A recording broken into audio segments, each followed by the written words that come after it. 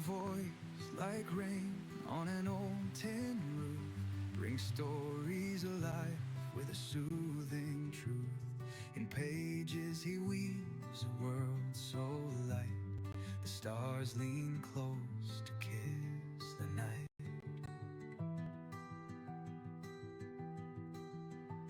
His voice lulls hearts in restless mind, lost in tales where dreams unwind. The book feather reads as shadows rise. His words are calm as lullabies.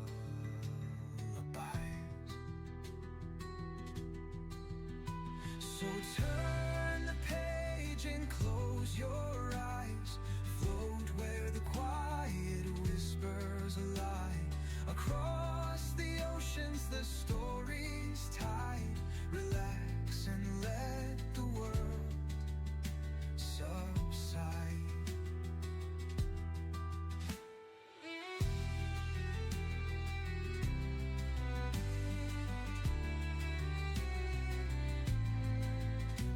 A thousand accents the moonlight bends, in words no borders, no distance ends. Worlds collide in his gentle tone. A whisper makes you feel at home. Each line he shares feels like coming back to a hearth of words in the silent black. From novels deep to poems that sway, he reads the night into the day. So turn the page and close your eyes. Float where the quiet whispers lie. Across the oceans the story's tide. Relax and let the world subside.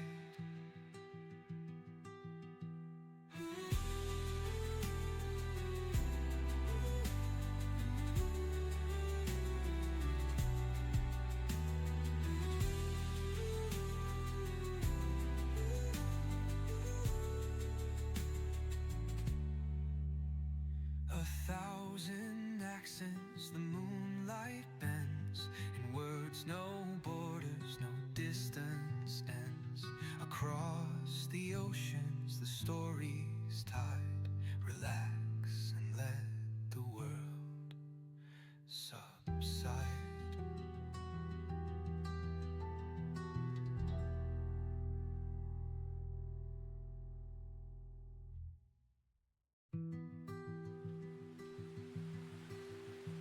A voice like rain on an old tin roof brings stories alive with a soothing truth. In pages he weaves a world so light, the stars lean close to kiss the night. His voice lulls hearts in restless mind, lost in tales where dreams unwind. The book feather reads as shadows rise. His words are calm as lullabies.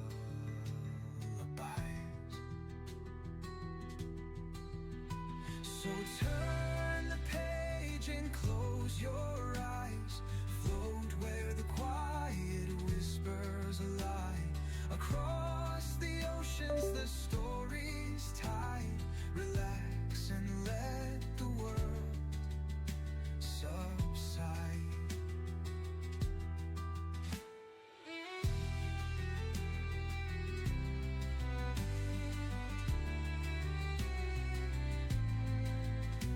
A thousand accents the moonlight bends, in words no borders, no distance ends.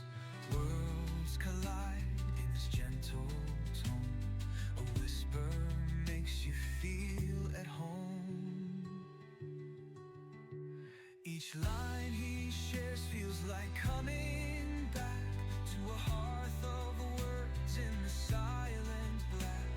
From novels deep to poems that sway, he reads the night into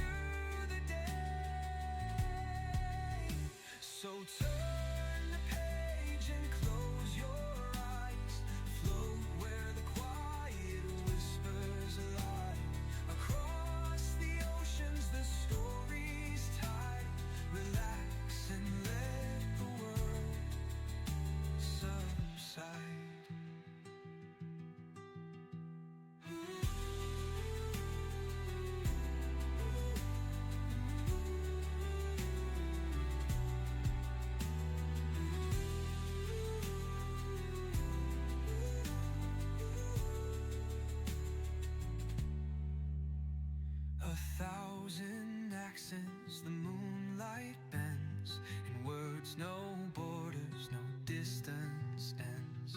Across the oceans the story's tide, relax and let the world subside.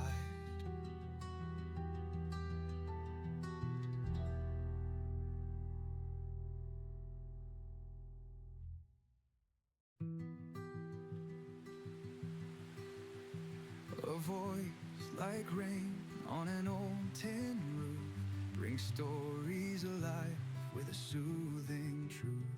In pages he weaves a world so light, the stars lean close to kiss the night.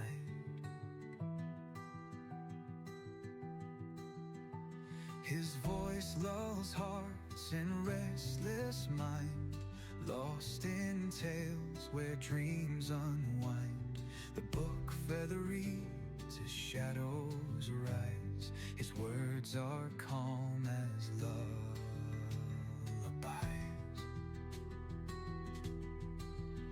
So turn the page and close your eyes, float where the quiet whispers lie.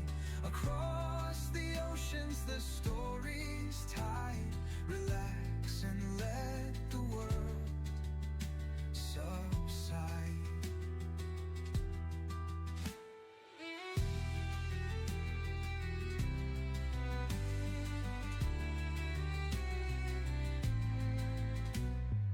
1,000 accents the moonlight bends, in words no borders, no distance ends. Worlds collide in his gentle tone, a whisper makes you feel at home. He sat for another few minutes, Ladies and gentlemen, then discreetly checked his watch again. Time seemed to have slowed down. Giggity. All right. Should have waited and called in again. Ow! My head just came off. Seems quiet. Too quiet. It felt more like 25 minutes to have passed, not 5. I'm Batman. Gotham is never safe without me. You ready? Does this hurt? Oh! Okay, the best Some part is... reinforcement, please.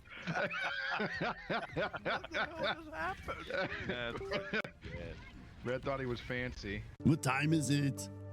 It's 7 o'clock. Okay, like a good neighbor, State Farm is there. Hunger gnawed at him. You can attach towers? Shut up. I've been trying to practice my glamoring. Look at me. Ooh. Impromptu performance this evening, which I must say was indeed a welcome distraction. And he decided that if she allowed him to use the bathroom to pee, then she probably wouldn't stop him from using the kitchen. Thank you, Mr. Holmes. You're very kind. This is gonna be funny.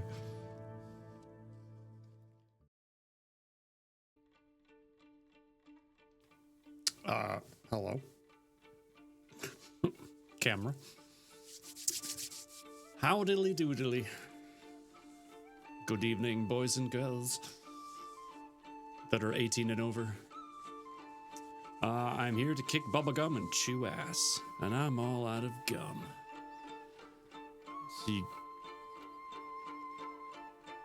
came to chew ass? I mean, you do you.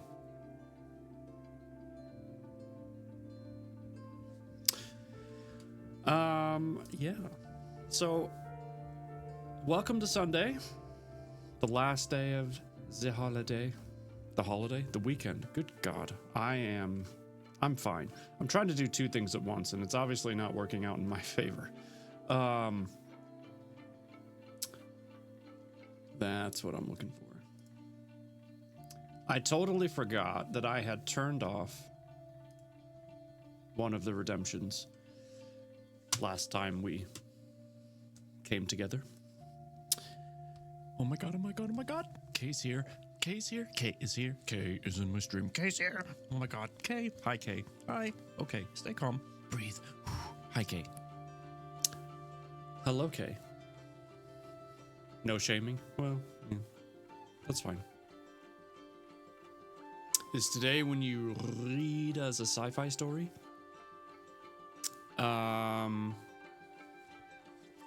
If you're talking about this one, then yes.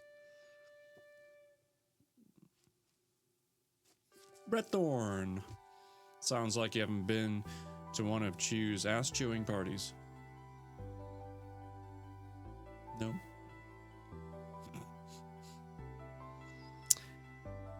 Cannot say that I have. I mean, I probably didn't go because I heard there wasn't a lot of talking.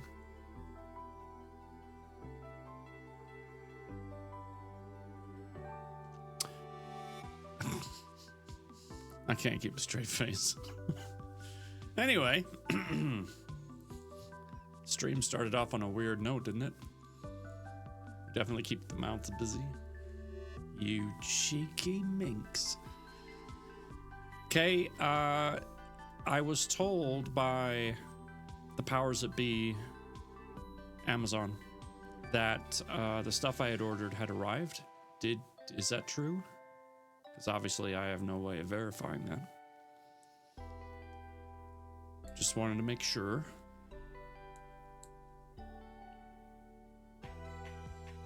Heating food. Excellent. Do tell us what it is when you get back.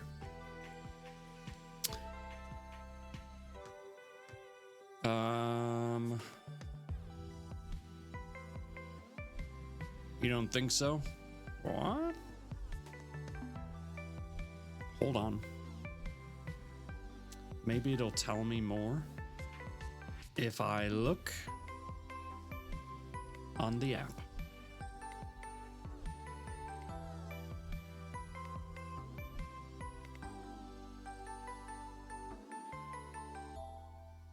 Okay, one item came today. Sometimes Amazon and the likes will say that, but then they arrive later in the day. They can be confusing from time to time, but they do a pretty good job. Yeah.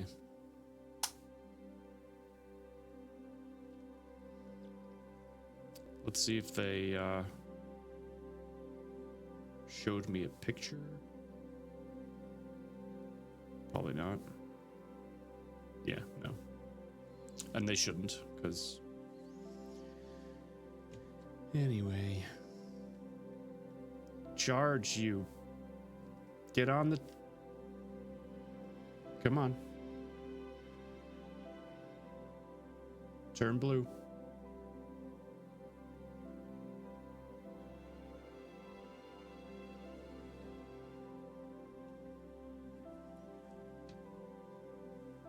There we go. Jeepers.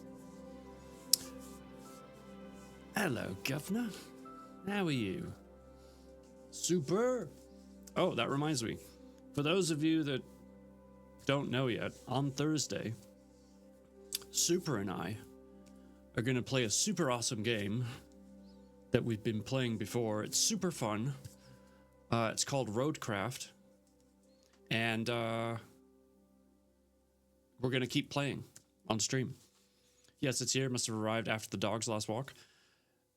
Perhaps. Okay, 2 more items are coming tomorrow. I checked the app.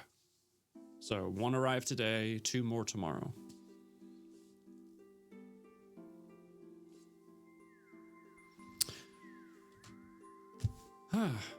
How did no one use the Jeepers Creepers song to tell beepers? You know, Chew, sometimes I feel like you have a conversation in your head and then comment about it out loud, or in this case in stream. You see where I'm going with this? Keep my husband, thanks so much. Of course. Absolutely. Look, Kay, I've told you before, if you need help with anything, you just message me. If I can, I will. And if I can't, I'll tell you. Okay? Okay. Right. So yes, today is book reading day. Tuesday is book reading day, which should be the end of the book. Thursday is road crafting with Super SB from the After Hours Broalition. And then I leave again for like 10 days. So I have no convo in my head. My head is empty like space. Well, that could explain the random comments then. Yeah. You are awesome, Atkinson. No, I'm just being me. Read to me? I will. Hold your horses. I appreciate that. We're just trying to free up some cash to replace the food stamps. Yeah. There's a lot of people that are going to be suffering. It's ridiculous. Fucking Trump. Anyway, here's your puzzle. Let me get that going.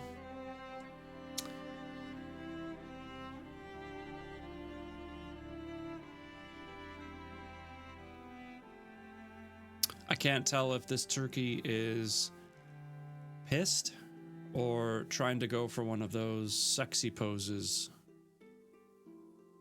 I can't tell. That's why the wish list? I know, but you know what I mean.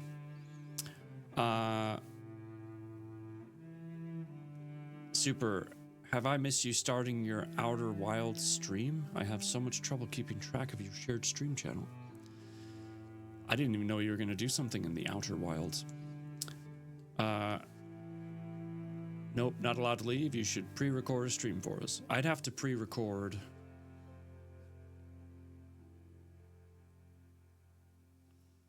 Now I can't math. Let's see. I leave Sunday. So that's Sunday stream.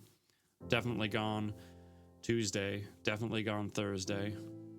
I'd have to record like 4 streams. But that's why I have VODs. You could just watch the VODs. Have you tried Power Wash Sim 2 yet? I played some of the demo, and I know the full game has released. I just have not purchased it yet. Mainly because the other night when my computer went all weird on me during stream, playing Helldivers, I don't know if any of you remember that, but it freaked me out beyond belief. I have decided that it might be time to start saving up to replace said computer. So any money I make from voice work, if I, manage to sell something through the woodworking, any stream stuff, all that is going to go directly towards replacing the PC. I'm hoping, though, that I can sell or reuse and sell the new gift card. Good grief. I'm hoping I can reuse my current graphics card because it's not that old and it's a good one. And at the same time, then sell whatever graphics card comes with it and try and offset some of the costs that way. But there's never a guarantee. So, sorry, don't recall. Yeah, me neither. It was weird. It's weird how your memory just goes like that. Why is my mouse so incredibly slow? It's supposed to be at like 1400 DPI. There we go. That's better. It like reset itself to 800. It was weird. Anywho. So, Redthorn, what are we having for dinner? Just curious. 10 is 10. I know, Mr. Marcher, but look, I have to fly to Sacramento. spend a bunch of time there. And then from there, I fly to Phoenix, spend some time there, and then I come home. I'll get home on a Wednesday, and it's debatable if I'll be able to stream the next day because A, I'll be freaking tired, and B, I'll have a lot of work to catch up on. So, Mama Chaos. Phoenix, you'll be a couple hours from me. Are you gonna come visit me? Arya, I give really good hugs. Just saying.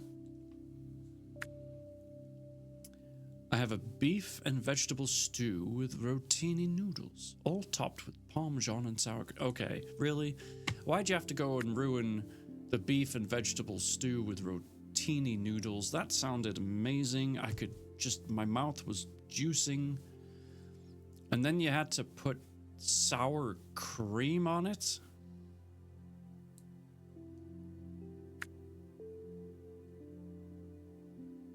Who does that? Renato! Oh dear, HUD effects. Yes. That's not on. Because I had to restart my computer from the other day when it went all weird on me. So let's turn that on. It's okay, I'll just go cry in a corner until you're back. Alright, well. That's why we have Kleenex and stuff. Just saying. You're welcome to write anytime. I will answer as time permits. Busy man, lots of things to do, people to see. That was an adorable face you made. Thank you. Your mouth was juicing? Yes, it's physically juicing at the sound of this beef and vegetable stew.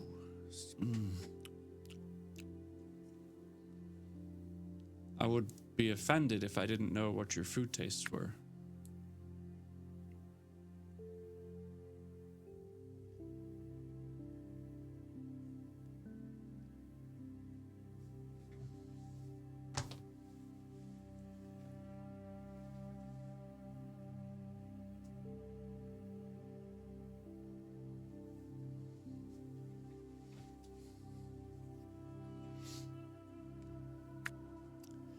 Just gonna hold up this picture of you next to my pillow. No, you should do that. Hello, Angelic. Where's the camera going? It's following me. It's a good camera. Good camera.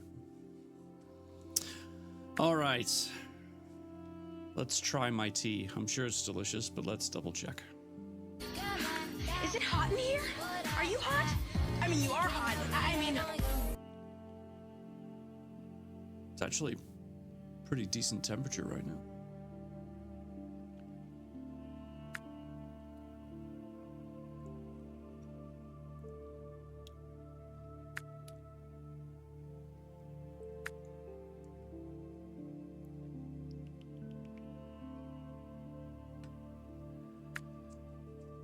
Oh my gosh, that's just delicious. Perfect timing with the tea and a book bonk. You know, I really am enjoying reading this story, but I can't wait to stop hitting myself on the head with it.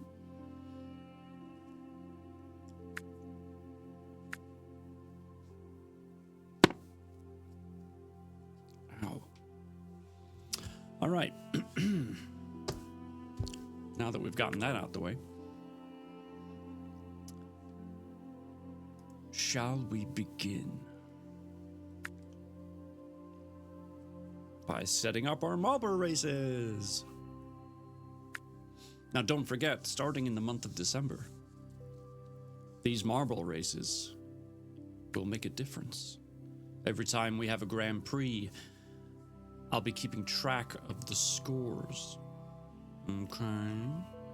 And I won't be racing in them to keep it fair. It'll just be you guys.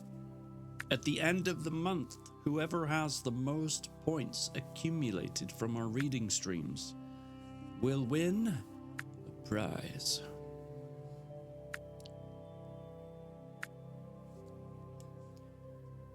And then guess what? In January, we'll do the same thing again. And you've guessed it, in February, February, we'll do it again. So on and so forth. All right. Let's begin. One more time for which part? If it's what I think it is, the answer is no. All right, folks. 60 seconds on the clock. Tickety-tock. One more time. February. We are on chapter 24.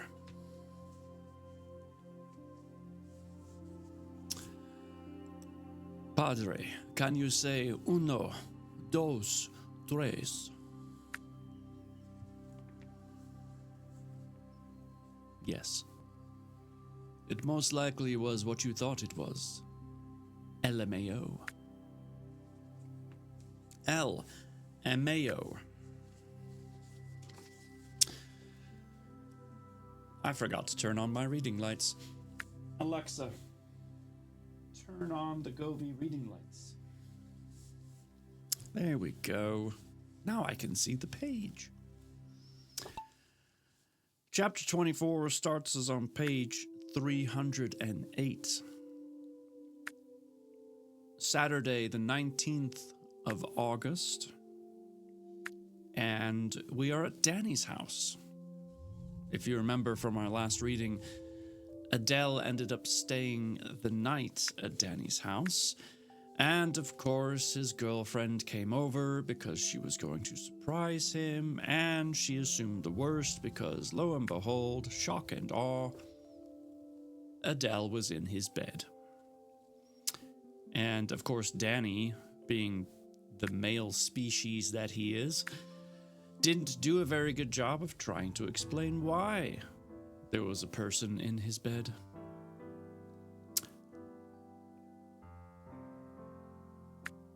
So she's pissed. And she left. And that's basically where we left off. So, without further ado, thank you for being here. For spending some time with me. I appreciate it. Sit back. Relax. And I will read to you.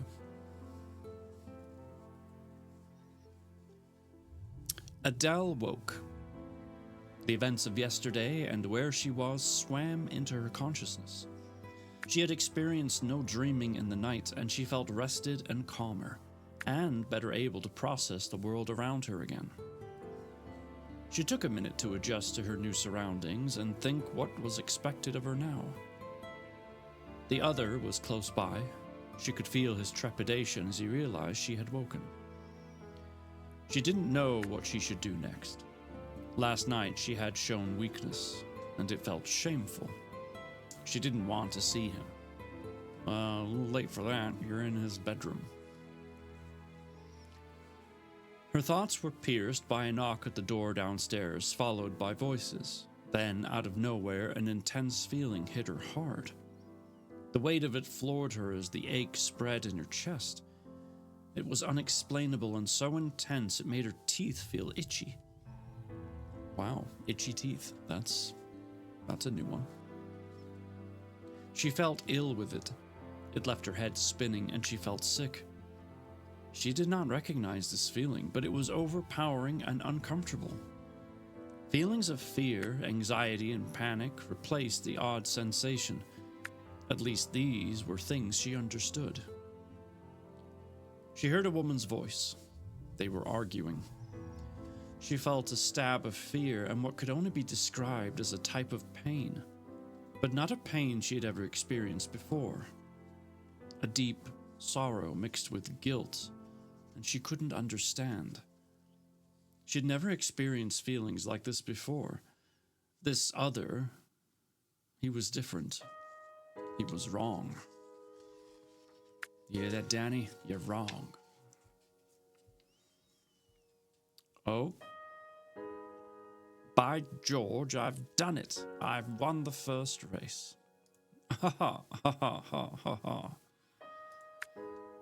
I mean, gosh, that was a close one.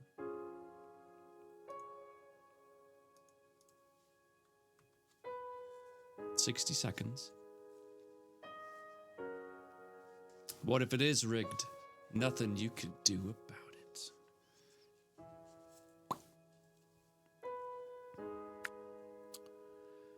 They were outside the bedroom door now. He was afraid, terrified. As the shared space of their minds connected, she felt afraid too. Her brain had interpreted the sensations, and she perceived anger. Why else would he be afraid? Not knowing what else to do, she muttered, "Do you need assistance?" under her breath. She knew he would have heard her through the solid wood of the closed door. His stress response elevated at speed as she heard his whispered responsive, "No, no, stay there, it's fine." It definitely was not fine. It didn't sound fine. She did not intervene, but she left the bed. She was undressed, and if she had to leave on foot, she would surely draw too much attention to herself, running around naked. She sat up, pushed her hair out of her face, and stood from the bed. Her body jerked in alarm as the door opened quickly and was pulled closed again. Adele stood ready to attack. This other better have kept quiet about who she was. "Adele's naked. Put some clothes on." The other was panicked. His state of stress was climbing higher and higher. Her hand came to her chest and her knees buckled. She lost the ability to support herself for a brief second as a wave of pain engulfed her. That same pain she didn't recognize or understand. It was disorienting. She'd never experienced guilt, sorrow, or remorse before. She didn't know what it was to feel pain for hurting someone she loved. The female human left, and Adele felt the torn indecision of the other. She was catching her breath and trying to make sense of the swimming feeling in her head and her pounding heart when she felt the other retreat too. She could hear him chasing the girl down and feel a strange sense of desperation accompanying him. Eventually, he disappeared out of her feeling range. The pulsating stopped, and she knew he was nowhere near her now. She was alone again. She dressed and tried to piece together what she had just experienced. That was the strangest interaction between human and XJ5 she had ever witnessed. She was still reeling from the intensity of emotion. There was nothing she'd ever known that had come close to that. Feelings of nearly every description were foreign to her, and she found it distressing that being near this other caused such a strong emotional reaction. The feelings were unnameable, and not something she could define. But she knew without a doubt that she didn't want to feel, or she didn't want to ever feel anything like that again. It was wrong. She didn't know what she should do now. The other had left her alone, and she didn't know if he would be returning. She should leave. There was no reason to stay here now. As she opened the door and walked down the stairs, she realized Tony was here. She could smell coffee and toast being made, and hear bare feet slapping the hard floor in the kitchen. She was momentarily frozen. This human knew of her. Danny told him things, and she didn't know if he posed a threat to her. She stood silently in the hallway, weighing her options. Danny said they could trust this man, and she'd promised Jay she wouldn't kill anybody. But trust wasn't something she was used to. She wasn't entirely sure if she trusted Danny, let alone his human friend. Something about this book makes me think of Heart of the Machine, the game, but obviously another angle. My achy, breaky heart, I just don't think you understand. Good evening, stunt mama. Stunt mama. Mama. Just got back from our family cookout in the woods. Excellent. Let me guess. Brats, burgers, perhaps some mac and cheese.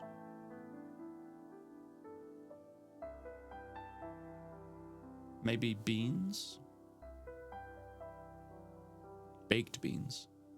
Not like refried beans. It's cruel that you cook all those family members in the woods, but I appreciate tradition.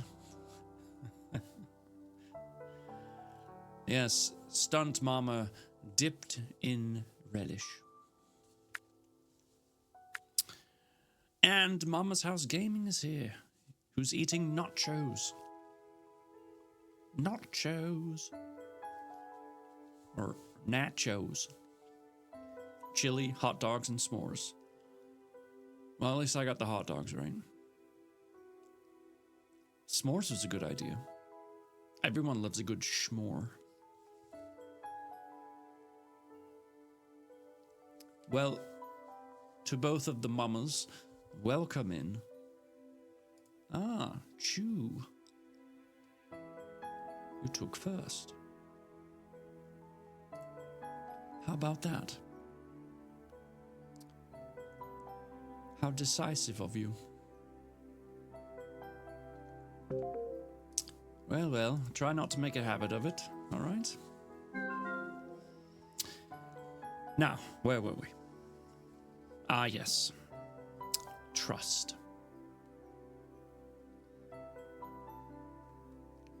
Stunts mama's mama, she just killed a man. He was standing in the woods, feeling really good, and she came up behind and stabbed. Hot dog in hand. Anyway, moving on.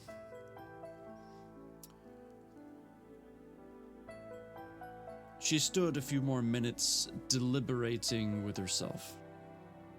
Perhaps she should speak to him. Tell him she was leaving? Did Danny expect her to stay here until he returned? She wasn't sure if she had permission to leave. She took a deep breath and reminded herself that Danny was not her superior, and neither was Tony. Nobody owned her anymore. Yes. Everybody brings chili and we put it in a big cast iron pot over the fire. Wait, what if it's different types of chili? Are you mixing different types of chili in one big pot? That sounds like something witches would do. One sprig of newt, 4 different chilies. Eye of toad. Chili powder.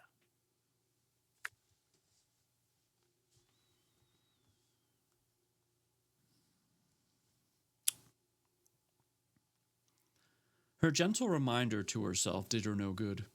She heard Tony approaching, and she froze with fear. We do? My sister-in-law says her favorite...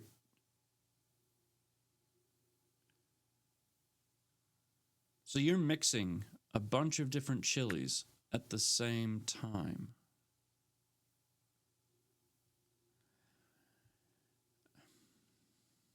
I have questions.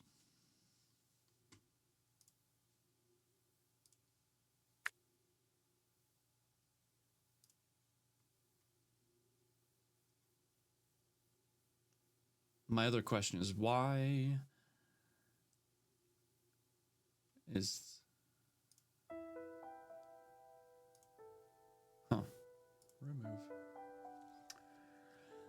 I could see that being tasty. Chili is kind of like American Chinese food, perfect for mixing together. Yeah, I guess I could see that, but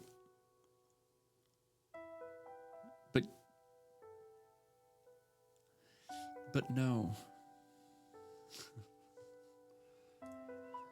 My brain is having a hard time right now. I'm just gonna keep reading the book.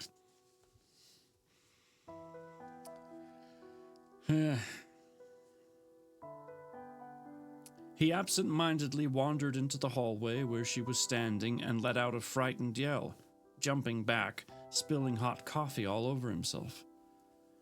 She realized, too late, that she may have been a little too quiet. He had no idea she was there. Well, of course, he would feel that way. Yeah. But, you know, I'd still at least smell it and look at it with my eyes. So that's something, right?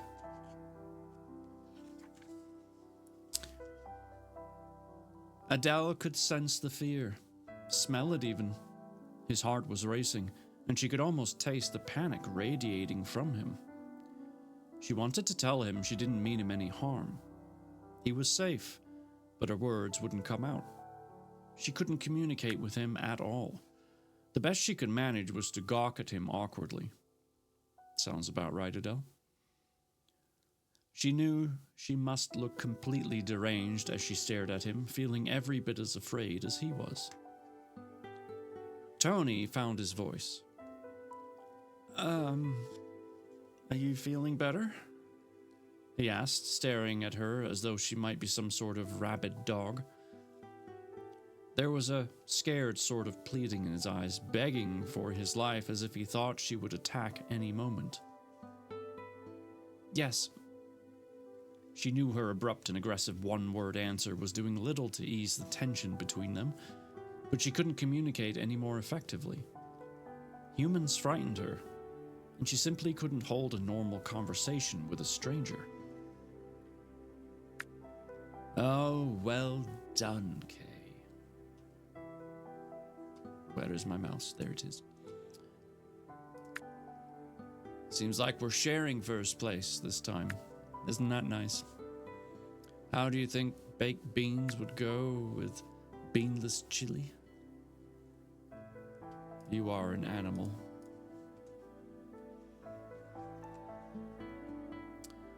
She couldn't stand it any longer. She backed into the door, and her hand found the door handle behind her, and she pushed it open and left. She didn't say goodbye or thank him for her stay. She didn't even look at him, but she heard his sigh of relief as he closed the door behind him. And that, folks, is the end of the chapter. Bravo.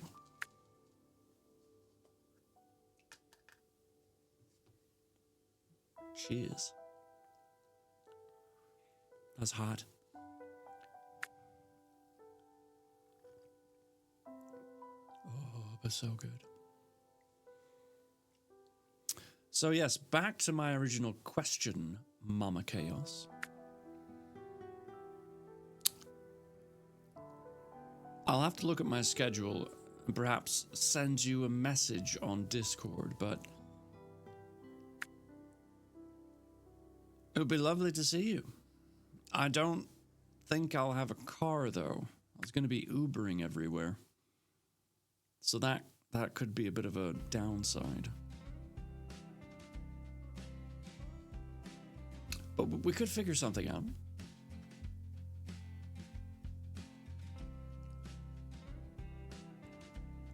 And Stump Mama's mama can attest to the fact that I do give good hugs. Right, I will be driving about 2 hours to Phoenix. What day again? Well, that's what I would like to check the schedule. But, in like 2 weeks, give or take.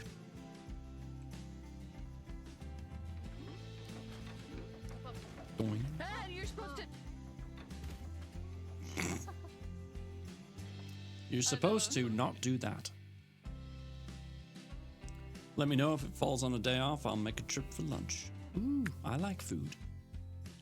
Contrary to our conversations here the past few minutes.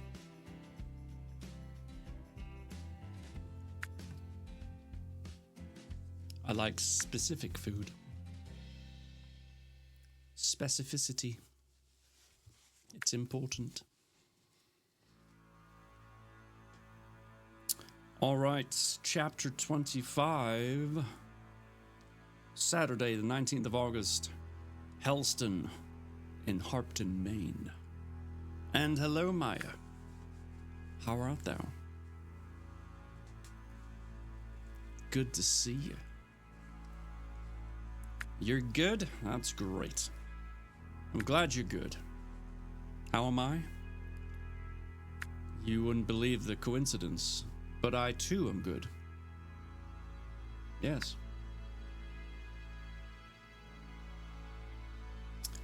Oh my God.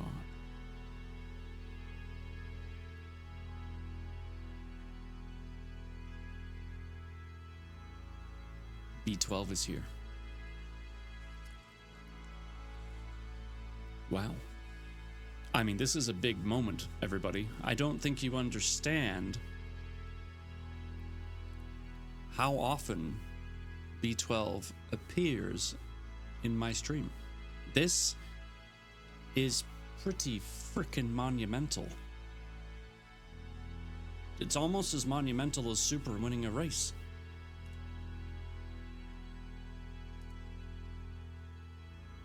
Like, if I had a trumpet, I'd be like, holy crap.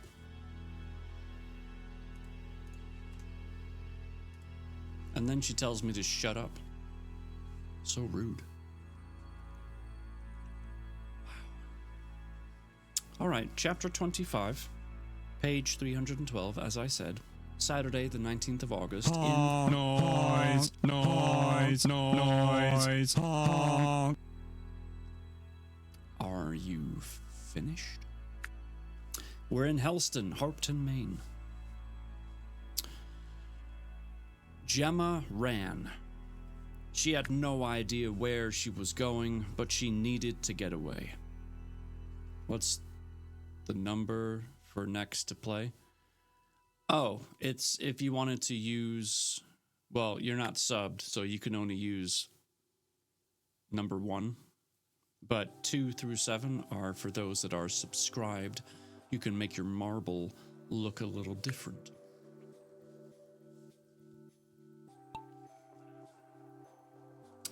She had no idea where she was going, but she needed to get away. Tears blurred her vision as she pelted down the streets. Super! How many times do we have to restart this chapter? Thank you for giving B12 a subscription. Now you'll just have to show up more often.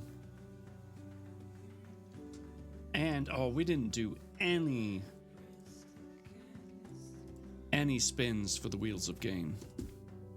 Gosh darn it. All right, after this chapter, that's what we're doing. We're working out. Okay. Thank you, Super. Seriously, that was very kind of you. Shiba, to now, my life is finally normal. Well, that's fantastic. Cheers to a bit of normalcy, eh? Okay, Gemma ran. She had no idea where she was going, but she needed to get away. Tears blurred her vision as she pelted down the street. And her chest constricted with the weight of grief and heartbreak, excuse me. Gemma! Danny was chasing her. She could hear him calling her name. He had initially allowed her to put some distance between them, but he was catching up now, closing the gap between them. She was becoming breathless, tiring from the physical exertion. It seemed pointless to run now, knowing he would catch up with her eventually. She slowed to a walk and then leaned up against a garden wall and her tears fell once more as she waited for him to reach her. She couldn't breathe. As soon as her lungs caught her breath, her sobs seemed to rob it from them again. Man, the amount of laundry after this trip is wild. Yeah, laundry or trips do that with the laundry and stuff. It's a curse. Gemma. Danny was almost beside her now. She turned her head away from him. She didn't want to look at him. Gemma, he said a little more forcefully. Please, let me explain. It's not what you think. She was still crying and shaking her head. How could you, Danny? It was one argument, one little fight, and you jump into bed with another woman? No. Gemma, you've got it wrong, I swear. I slept downstairs and let her have my room. Gemma, it's not... She's not... Ugh. It was because there was nothing that could... Wait, what? Oh. I skipped a line completely. Gemma. He struggled to get his words out. She assumed it was because there was nothing that could excuse what he had done, and what planet he was on if he thought she would buy a cock and bull story about sleeping on the couch. She's like me. She's one of... like me, he blurted out. Gemma's stomach collapsed into the soles of her feet and her mouth fell slack with shock. What? She's one of the escapees, she said breathlessly. How? I mean, is she dangerous? Danny shook his head. No. Yes. Maybe. She's different. I don't think she wants to hurt anybody. She just needed some help last night, that's all. Just like Stump Mama's mama. But she got it because she won. So now you've got your race win. You can check that off your books, off your to-do list for today. Now it's somebody else's turn. Okay, we're sharing. This is a sharing community.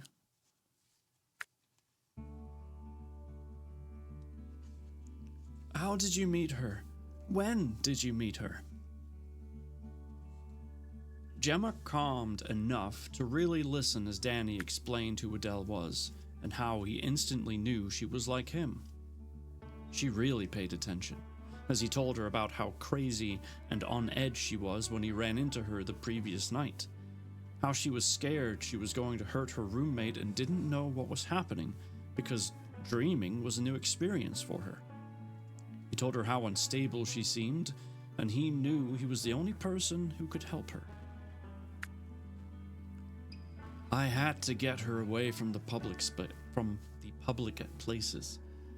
It was like she was on edge of losing it. It's hard to explain, but it's like I was too. Like her feelings on her state of mind was affecting mine. Gemma stared open-mouthed, trying to take it all in. The first thing that hit her was relief. He still wanted her. He still loved her. He hadn't slept with another woman.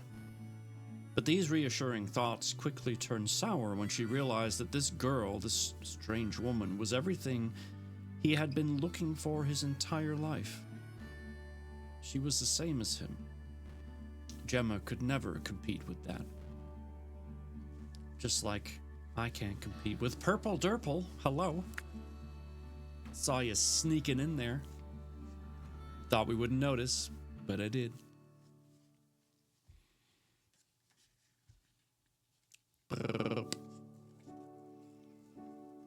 Danny smiled at her, his eyes shining with excitement, like he was about to tell Gemma some thrilling news. It's so strange, Gemma. I've never felt anything like it. I can feel her. I can feel her feelings, or she can feel mine. It's like we can make each other feel things. Yeah, that's every girlfriend's dream of hearing, that you can feel each other's feelings when it's about another girl. Danny isn't exactly the brightest crayon in the box, is he? Gemma wondered what type of feelings he was feeling for her. It's exactly what every girl wants to see. Frickin' written right here on the page. Did I not just say this? Did I not just say this? It's exactly what every girl wants to hear. That some random woman makes your boyfriend feel in ways you never have.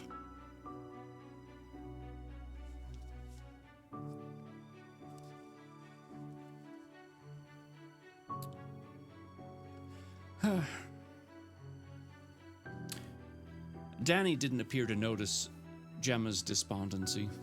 He was too caught up in the excitement of telling her all about this other woman. It's called a death wish. Yeah. He is like obliviously stupid. Her name is Adele. She's the same age as me. I guess maybe we're all the same age? I don't really know. His excited babble was hard to stomach. Gemma noted how he was smiling from ear to ear, so pleased with himself. She knew she should be happy for him. She knew what this must mean to him. But she felt so resentful already. This girl was everything she wasn't. I'm going to get to know her. I'm going to learn about her. She'll be able to tell me everything about myself. She could hear the emotion in his voice and see the hope as it lit up his face. He wanted this so badly. It made her heart ache that the things he had been searching for, the empty space within him, could be filled by someone that wasn't her. Jolene, Jolene, Jolene, Jolene, I'm begging you, please don't take my man.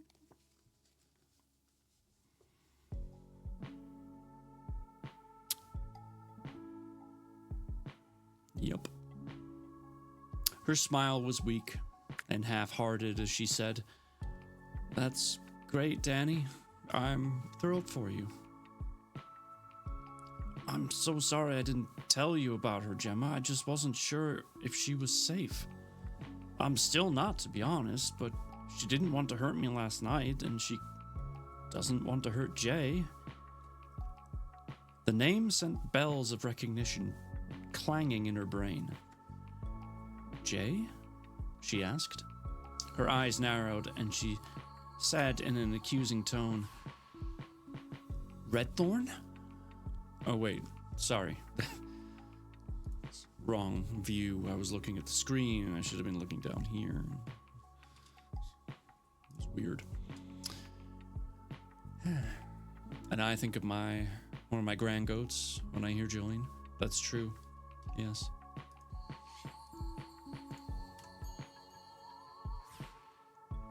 Don't worry, Bookfather. Jolene can't take me from you.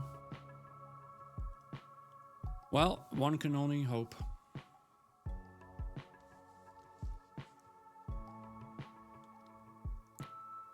The guy you attacked at work a few weeks ago for no reason? As she connected the dots, Danny closed his eyes and exhaled. She could tell he hadn't meant to disclose that information. Secrets. He always promised he wouldn't keep secrets from her. She threw him a disgusted look and shook her head as she walked away. Oh, and now the circle has come a full 360. Gemma, he said, hurrying alongside her angry strides. I'm sorry, I know I should have told you. She didn't answer. She marched onwards, doing her best to ignore him. Gemma! He grabbed her by the shoulders and turned her body to face him. I'm sorry. How long have you known her? There was anguish in her words and mistrust. He must want more from her than information if he couldn't see fit to tell her about this girl. Danny admitted the truth that he sensed her months ago, but he didn't understand what the sensations were. He told her about their first meeting in the restaurant bathroom and how he had briefly spoken to her once after then, but she had told him to stay away from her. "You lied to me," she said. It wasn't an angry or accusing voice. She was quiet when she spoke, like she was accepting some sort of awful fate. "I didn't. Not really. But I didn't want to worry you, Gemma. I didn't know how safe she was. I couldn't risk her hurting you," he said desperately. "You promised you wouldn't keep secrets from me, Danny. You promised you would always tell me things, especially things about what makes you different." He hung his head in shame. He had no answers to that, except for another weak apology. "Can I meet her?" she asked. She already knew the answer would be no, but she wanted to ask anyway. "Not yet, Gemma. She's not friendly. She doesn't act like people at all. Let me get to know her first. Let me make sure she won't hurt you, and then I'll ask her, okay?" "Okay? Why would I ever be okay with that?" Her body and face contradicted her thoughts as she silently nodded her head. "I'm feeling contradicted. It's not Mama's mama. We talked about this. We're sharing first place today, remember? Everybody gets a turn."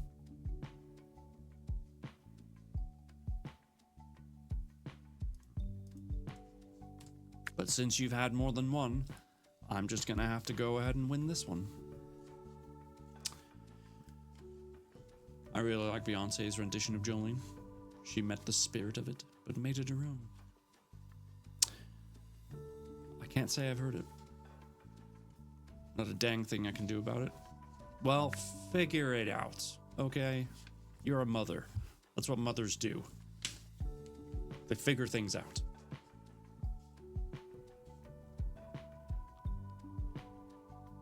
He pulled her into his body and held her close. "I love you, Gemma," he murmured. "I missed you so much." She allowed his words and his love to wash over her, and for a moment she believed him. But the nagging voice in the back of her head was telling her she wasn't enough. She would never be enough. Now he had found someone who was just like him. Gemma, I know you came all this way, and I appreciate it. I really, really do. But I should get back home and make sure she's okay. Tony is home alone with her, and I don't know for sure if he's safe. She said she doesn't want to hurt anybody, but I don't want to take any chances. She nodded and swallowed. "Of course," she said, a false brightness to her voice. "I'll be fine. I've got things to do today anyway." Like, snooze the ads. We're almost done with the chapter. Just hold on. She tried to shrug off the sorrow and crushing disappointment she felt that her big reunion and her huge romantic expression of love had gone unnoticed and unappreciated. "You're amazing, Gemma," he said, hugging her again. He pulled out his phone and called a taxi. "You're not walking all the way home unaccompanied. It's a wonder you didn't get detained on your way in." He didn't wait with her. He gave her another tender hug and kissed her. Then he set off back home, back to his other woman. The bitter thought screamed in her mind as she waited for the car to collect her. I'm proud of you, you know that. I hope you do. Thank you, Renato. Slow, silent tears fell from her eyes as she walked up the path to her house. Nobody was home, and she was grateful for that at least. She couldn't stand to hear Craig telling her how he was right about Danny all along, and how she was an idiot to think he would want someone like her.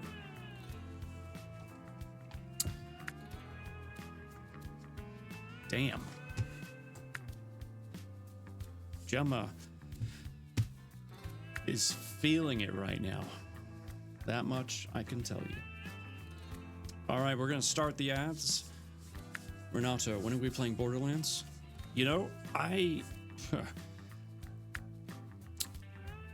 don't even remember the last time I logged into Borderlands, which is terrible because I had jumped so heavy into Helldivers, and then Roadcraft came along, and then for some reason I started playing XCOM 2 again, just for fun. Because it's one of those solo games where I can just kind of do it whenever and save my progress and hop off. I haven't touched Borderlands in a while. But yes, we should. We will. We just got to figure out when. For here and now, though, it's time to spin the Wheel of Gains.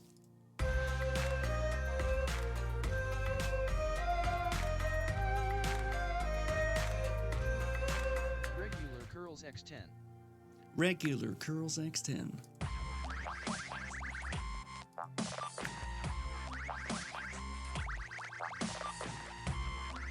Hammer Curls X10. And Hammer Curls times 10. What a lovely combination. Curl, hammer. Let's do it.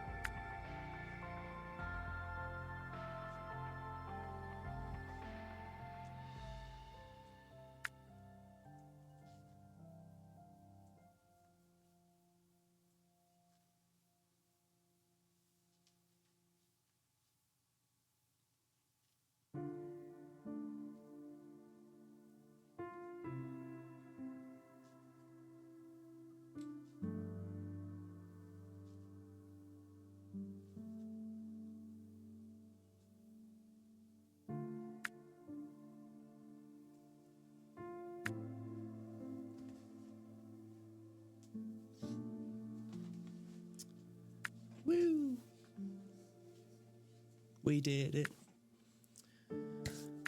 I really wanted to love XCOM 2, but it drove me nuts that enemies basically teleported off screen for their movement cycle, and it caused them to skip a ton of the Overwatch and traps I set up for them. Well, I'm playing a modded version. I've got a couple of the mods turned on to allow my guys to move farther and all that kind of stuff. So I'm definitely playing a I will. I'm definitely playing a cheating version because it makes it way easier for me as far as my troops are concerned. But the thing that I always forget about this game is the fact that you can't stop the progression. You can only back it up. And I keep forgetting that I need to make contact with all the different regions so that I can take down the sites that they create, which make the advent clock speed up or whatever. So I always forget about that part. So I feel like I'm always trying to play catch up. Like, create more power, update the communication stuff so that I can then go make contact with people, because apparently you can only have so many contacts, which feels stupid by itself, but it is what it is.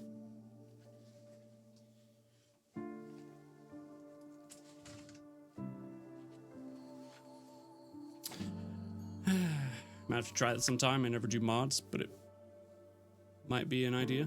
Yeah, it's kind of fun with mods. Takes a lot of the pressure off. Just, you know, more so enjoying the freedom of trying new things and getting to do more research and all that kind of stuff. But it doesn't really change anything as far as the Advent ticking time bomb. That's still a problem.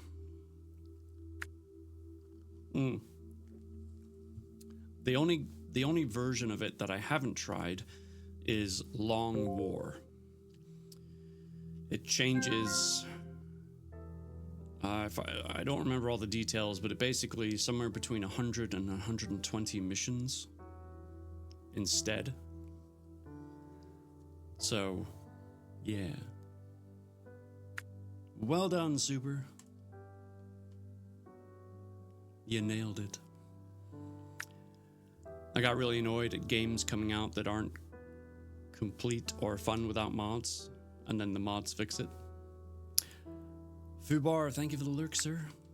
I mean, I still liked XCOM 2 before I even knew about the mods. But I could never beat it without them. Ever. Because it just felt impossible. Even on easy. Like, trying to get everything researched and have enough troops that are strong enough and can survive and all that stuff to get to the Advent sites to take them down. It was terrible.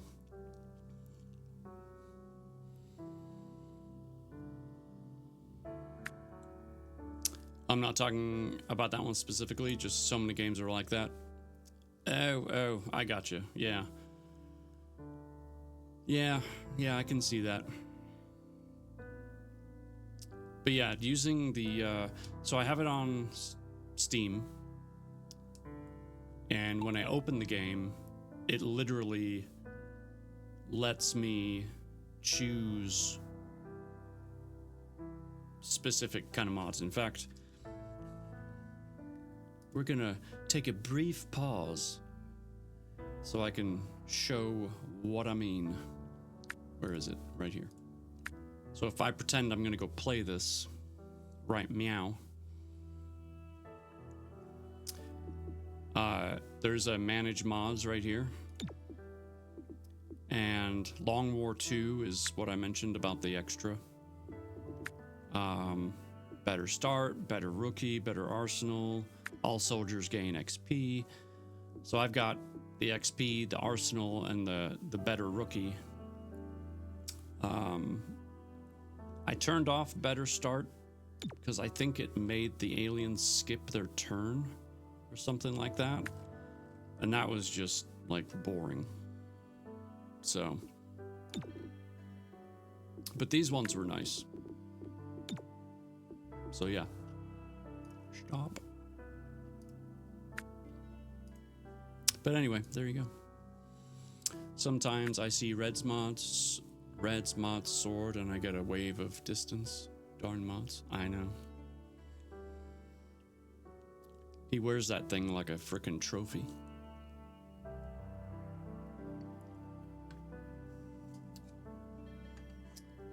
All right, let me do some math here. I don't want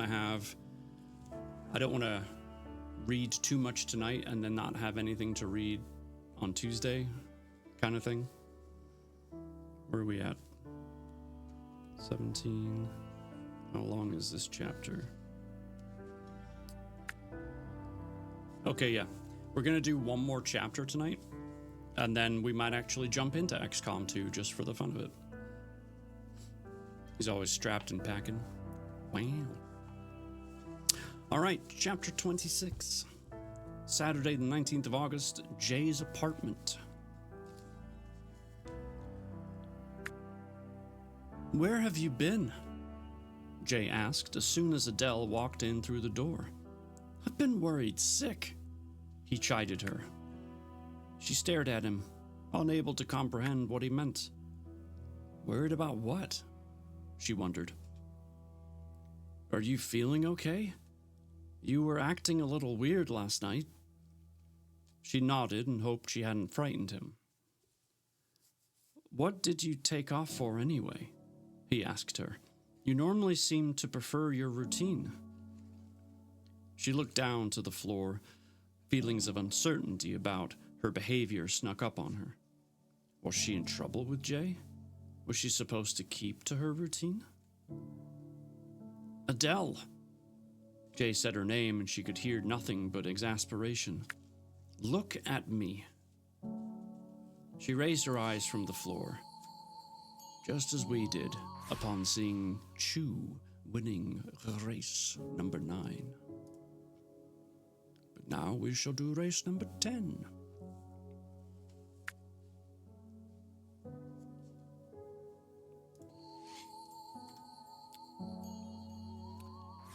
It was absurd, but she was gripped with a sort of fear. What if she had broken the rules? She didn't know if he would hurt her somehow. Yeah, right. Her eyes met his, but he only smiled his gentle smile. "You aren't in trouble, Adele. I was just concerned about you last night, that's all. It's okay for people to worry about their friends." She still didn't understand the concept of someone worrying over her, and she still wasn't entirely sure what it meant to have a friend. "Were you out all night?" he asked. "Where did you go?" It was slow going, but she finally explained what had been happening to her over the last 5 nights.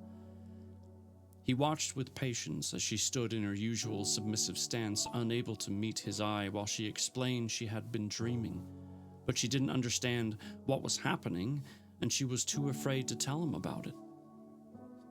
"Adele, you can talk to me. You can tell me when you're having a problem. I didn't know it was normal. I thought my mind was failing and I was going insane," she said matter-of-factly. "So you must be worn out if you haven't slept for days. Have you been wandering about all night?" She swallowed and looked down again, not knowing if it was allowed that she had spent the night at another house. "You can tell me, Adele," he said, gazing at her with a patient stare.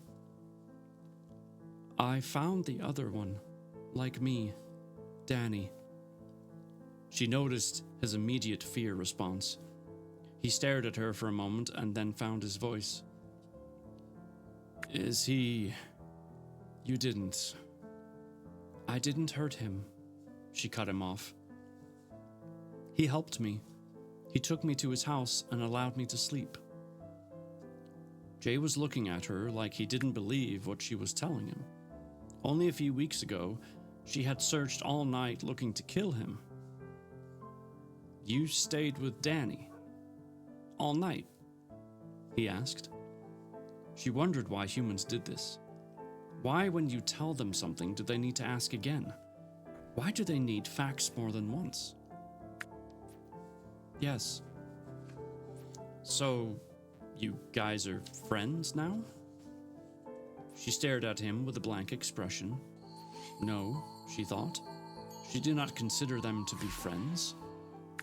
"But we do consider Kay to be the winner. Here's your chicken dinner. Enjoy. It does not come with dessert."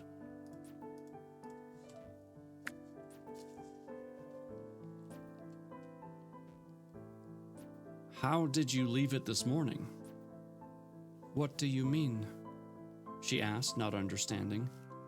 "I mean, what did you say when you left? What did he say to you? Does he know you are feeling better now?" Adele stood looking at Jay, not able to comprehend what he was asking. "We didn't speak. He wasn't there when I left." "What? Why would he leave you? I thought he was looking after you. I thought that was the point of you staying there." "He knew I was awake. He knew there was no immediate danger. Why would he need to stay?" she asked, confused by his reaction. Jay shook his head in bewilderment. "How could he know you were okay if you didn't even speak? You should have made sure. Did you arrange to see him again? She looked at Jay like he was mental. No, she said slowly. Why would I do that? Because he helped you. She wasn't sure what he was getting at. Was this an actual comprehensive explanation? Does he even know you left? No, she answered. Jay pulled out his phone and dialed Danny's number from the card he left him before. Danny speaking, he answered straight away. Ah, Danny, it's Jay. Jay Powell. Oh, man. Tell me she is with you. Tell me she got back okay. She's here. She's fine, he said tightly. Can I talk to her? He asked, and Adele noted the hopeful tone in his voice as she heard him speak. Adele stared at the phone as Jay held it out to her. She'd never spoken on a telephone before. She took it robotically and held it to her ear. The sound of the static on the line sounded loud, and there was a gentle, high-pitched hum that accompanied it, although she knew the frequency was out of an average human's hearing range. Adele, how are you feeling? Fine. Her answer was short and abrupt. Look, I'm sorry about Gemma. She saw you and jumped to the wrong conclusion.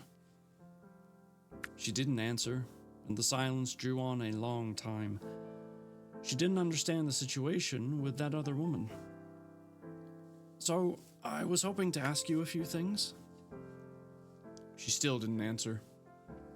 Are you busy today? I could come to your place. I have so many questions. No. Great. What time is best? He asked. He clearly thought she was telling him she wasn't busy.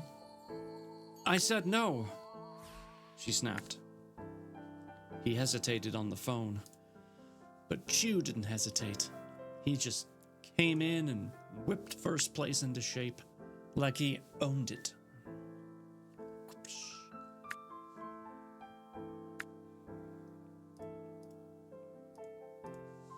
But can he do it again?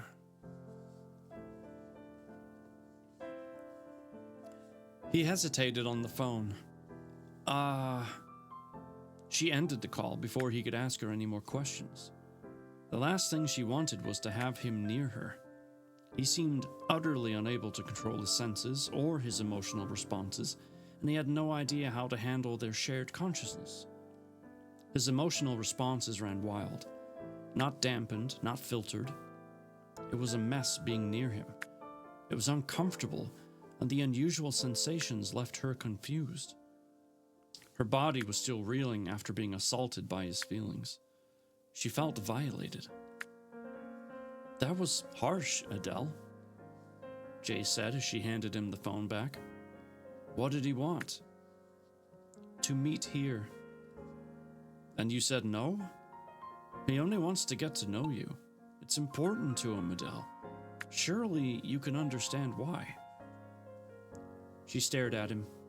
She knew he had a desperate need to get to know her, but she had no understanding of why.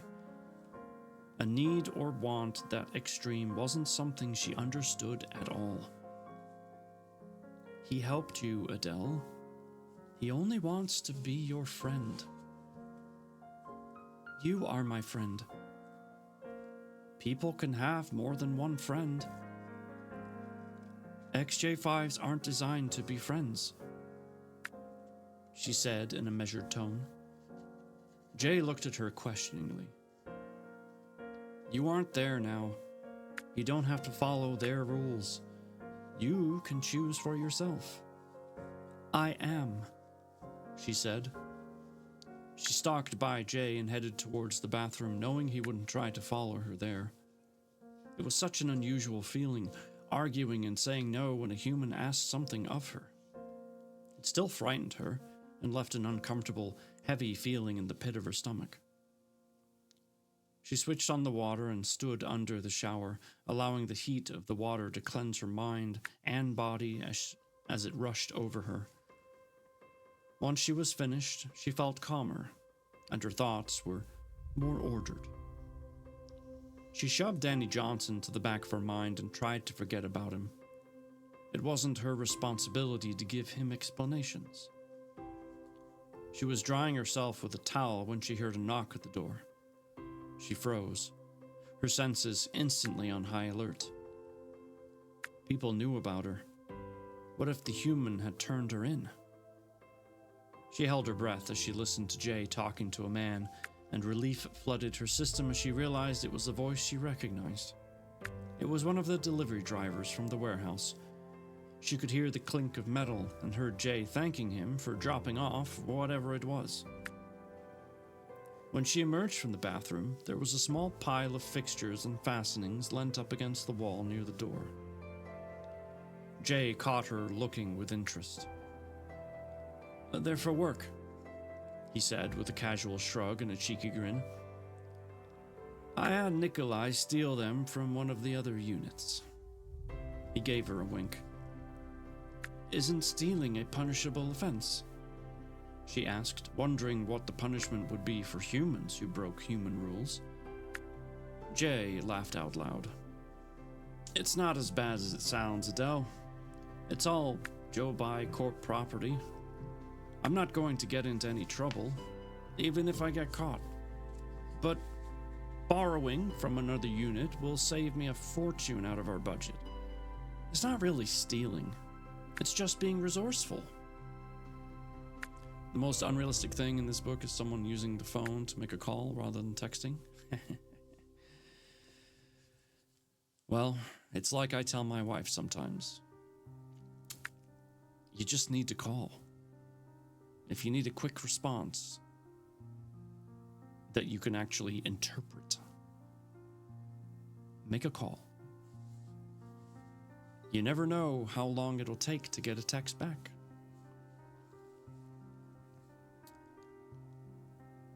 Adele never knew with Jay. He was always saying things that weren't true. Not lies exactly, but he often said the opposite of what he meant. Then he would laugh and tell her he was joking. She could never make sense of his sarcasm. It was something she had never known in her life before. "What are your plans for today?" he asked. She gave him her usual blank expression. She had no plans today. "I've got another meeting at the Grid, but after that I've got nothing on until this evening when I'm seeing Katie. How about when I get back we have a proper talk about everything?" She nodded in agreement, although there was nothing she wanted to talk about. She had a feeling he wasn't done trying to push the subject of her and Danny. "Do you need help moving these to your car?" she asked, pointing at the heavy-looking shelves and rails. There was a mixture of poles, shelves, and brackets amongst the pile of borrowed goods. "Are you mad?" he said, laughing. "I can't take those into work yet. They'll have to stay here for a couple of weeks at least. I don't want anyone to know I stole them." She stared back at the piles on the floor, frowning, just like I am that Mama Chaos Gaming won. I mean, good job. Go you. You did it. Yay.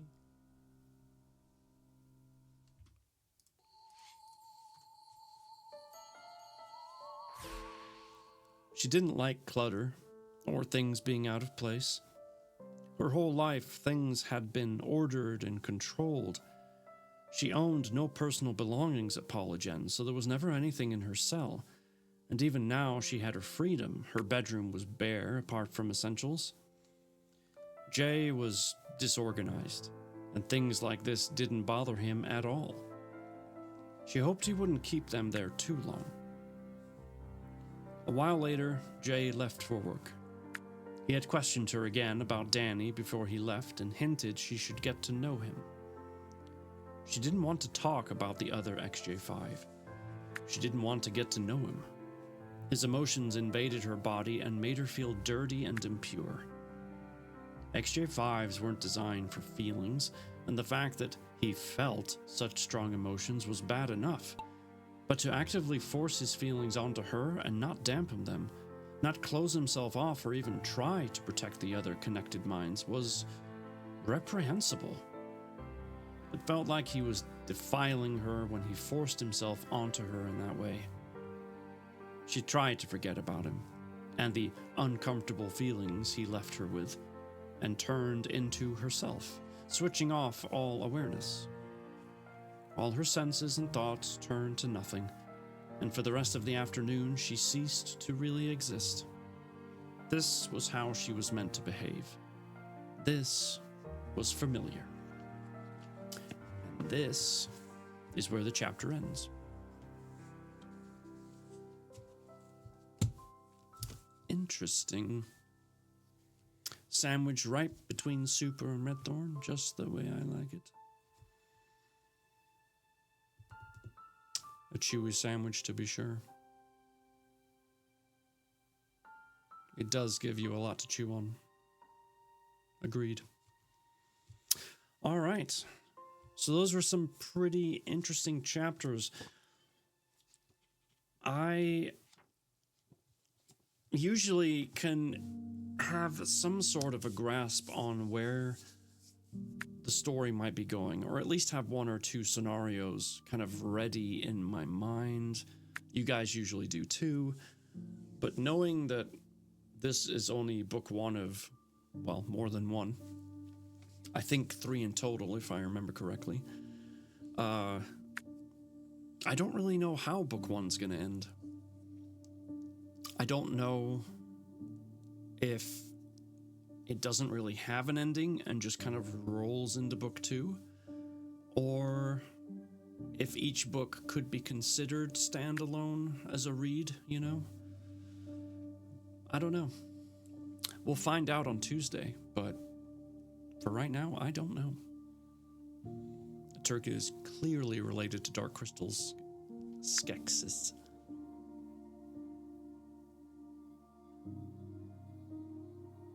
All I know is that turkey means business. All right.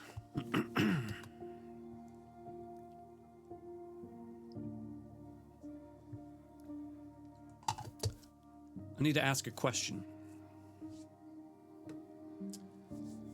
Since these marble races are not pointed towards any kind of points, it's just for the fun of it right now. Well done, Mama Chaos.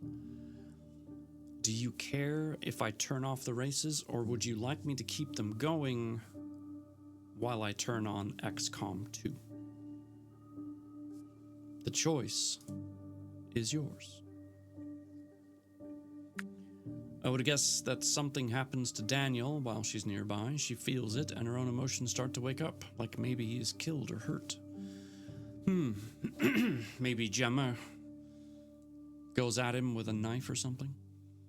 That was race number 13. There are 3 races left. 14, 15, and 16. I have no problems keeping it going. I just need to change it to windowed. Put it over here. And then change this to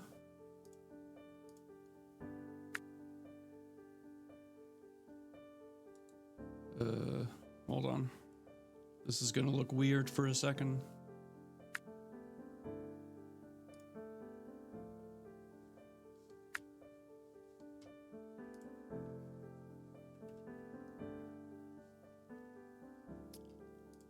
Huh.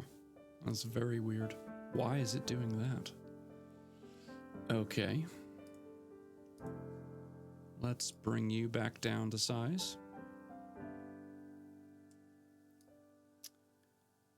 And instead, where'd you go?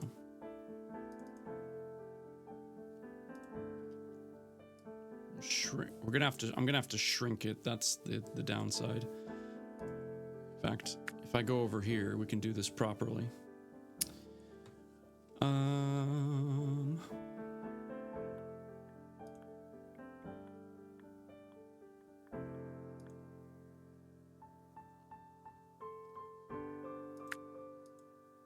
Okay, we got that.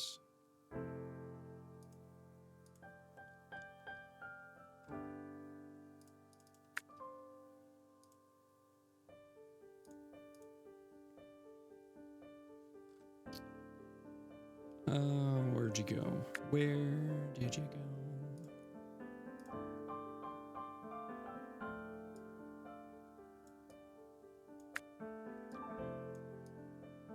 Where did you go now?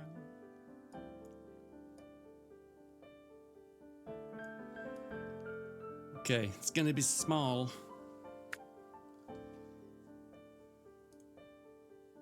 But it'll be there. Let's pause this.